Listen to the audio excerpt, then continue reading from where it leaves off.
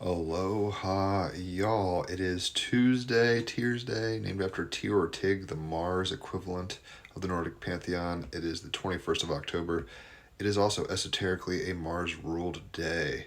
The sun is at 28 degrees Libra. The moon is at 27.54. When I took the screenshot of Libra, they're conjunct by less than a degree. When they're exactly conjunct, which is probably right now, it's a new moon. It's a new moon in Libra. So, whole lot of ratchet energy going on, but that grand trine between Mars, Mercury exactly conjunct, and the North Node, Saturn, Neptune conjunction, and Jupiter is occurring. The Sun and Moon conjunction is opposite Chiron. In Aries, Pluto is opposite Jupiter. Uranus is opposite Black Moon Lilith. There's squares between the Sun and Moon conjunction and Pluto as well as Jupiter. So, there's a lot of energy going on, right? So, the cards I pulled for today, this new moon in Libra, the Two of Swords, very apropos for Sun and Moon in Libra. The Page of Swords, so a lot of mental energy going on.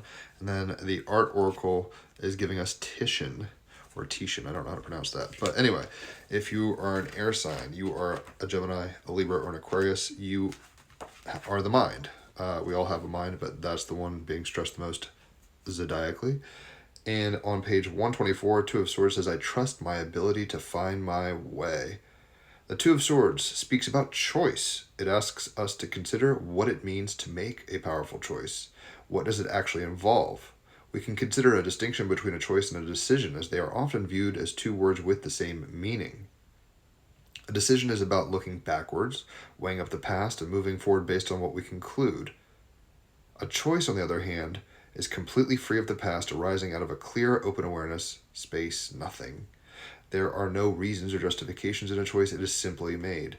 Decisions, therefore, exist in the domain of the small, egoic self attached to a story about life, while choices arise spontaneously out of the freedom of the universal self.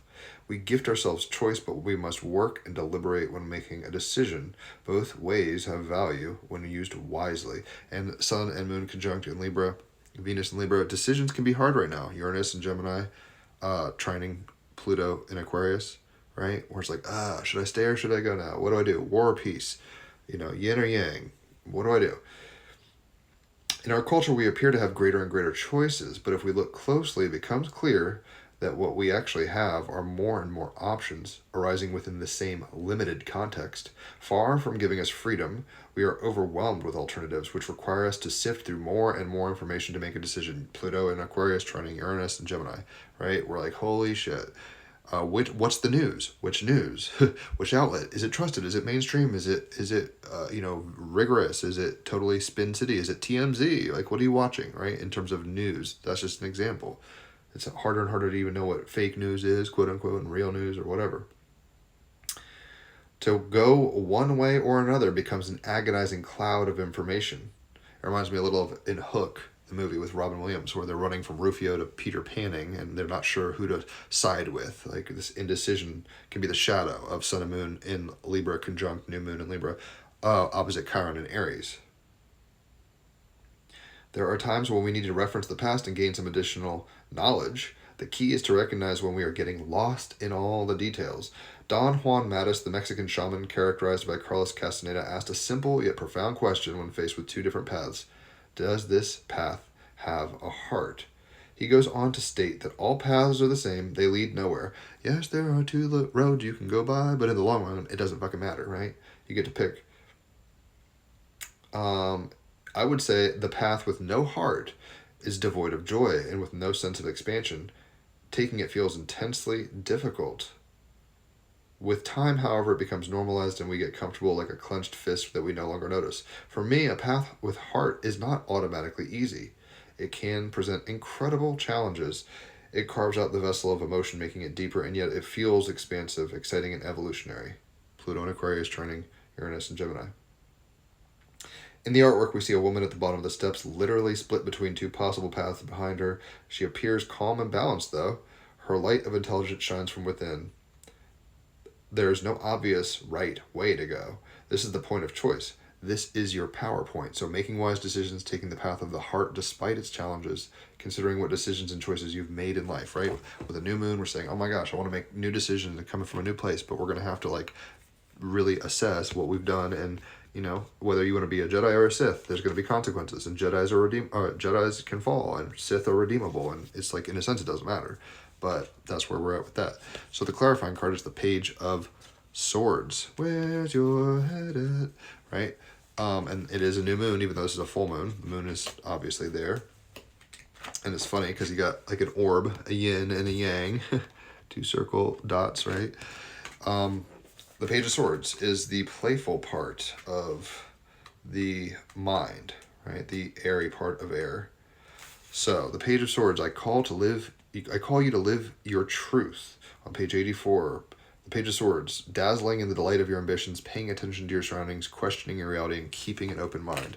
I think when we, the shadow of keeping an open mind is like, I know and see all the details. What do?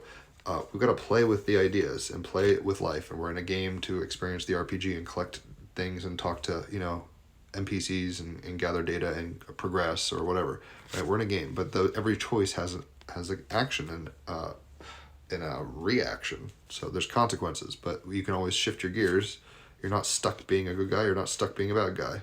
Right? That's the kind of point of the prodigal son. Like, you know, the kid who rebels can be redeemed. The kid who's goody two-shoes may be an asshole and has some perspectives, you know, insight in his head, his ego, to deal with. So, and ironically, look, here's another sync. Red cape, red cape.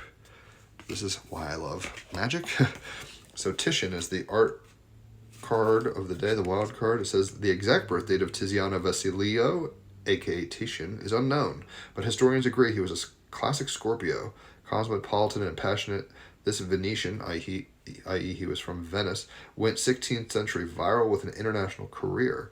Characterized by expressive form, scale, and color, as well as tasteful sexiness, Mars-Mercury exactly conjunct in Scorpio, his paintings drove demand in the Vatican and the great courts of Europe. Where Titian painted large, flattering portraits of VIPs, Sun and Moon and Libra, Venus and Libra, it's like, oh, you're so pretty. We're going to make you look the best. Let's woo you. He paid big, flattering portraits for VIPs. Well into his senior years, Titian continued experimenting, particularly with his mythological paintings, Uranus and Gemini. He remained competitive in style and production until he went from viral to bacterial, dying of plague complications. So it's, you know, no matter what choices you make, we're all going to die, right? No matter what you do, it's like, have fun, fly high with your cape, right? And pick a life that's worth living in your own heart. That's what judgment is. Like, did you do what you came here to do? It says your personality can be as colorful as your canvas. So we're here to be characters in the dream, not NPCs. We're here to make choices. That's the PowerPoint, right? The choice point. And we can make choices, hopefully from a place of playfulness and openness, as opposed to just stodginess and rigidity, right? And always, you know, like Superman with a cape or whatever, or Akira, if you want the shadow, Superman or Akira, you know, have fun and bring color and life and pizzazz and your special spin on life to life, because that is the key that others need from you. That's part of why you're here, just to be yourself, as they say in Aladdin.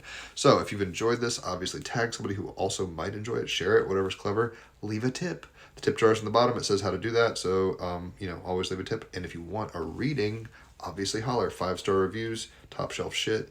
An hour of cards is $50. 3 hours of astrology is $150. If it is your birthday, it's half off on either or both of those. And if you refer somebody to me, you get half off on a card reading yourself. So know that we've got some decisions to make, even though we feel like we don't know what to do with that. Sun and Moon conjunction Libra, new moon in Libra, opposite Chiron and Aries with all these squares and oppositions. Still a magical time to be alive, even though it's difficult. You know, it is what it is. It's like the Mines of Moria. Gandalf doesn't know where to go, and whether you go through Moria or whether you go deal on the mountainside or whatever, there's challenges, right? So this too shall pass, and just try to be the best you can be. I want to be the very best. That's your heart telling you what that might look like, not necessarily your mind. On that note, enjoy your Tears Day, your Mars rule day, enjoy your new moon, and I'll catch you on the flip side. Adios.